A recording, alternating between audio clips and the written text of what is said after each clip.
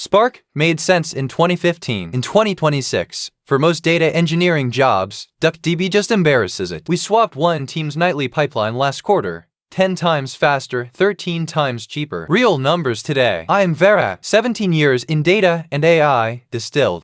The job, 50 gigabytes of nightly event data. Groupby, filter, join 6 tables. Write the result to Snowflake for analytics. Typical mid-sized data engineering work, the shape of probably half the batch jobs running today.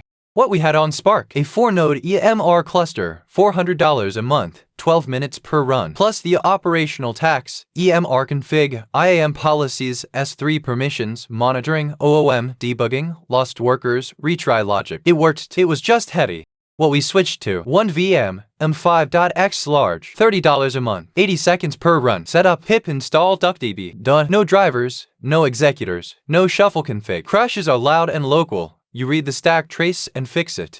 Code comparison. Spark on the left, a Spark session. Shuffle config, data frame API, the whole driver/executor mental model. DuckDB on the right, connect, run SQL, done. Same job, half the lines. None of the distributed systems vocabulary.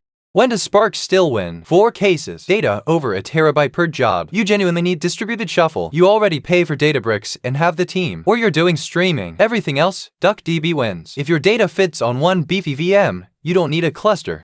The migration playbook. Pick one nightly job that takes under 30 minutes on Spark. Rewrite as DuckDB SQL on a 16 gig VM. Run both in parallel for a week. Compare outputs. Tear down Spark for that job. Repeat for the next 5 jobs. We save $3,700 a year on 6 jobs. No ops complaints.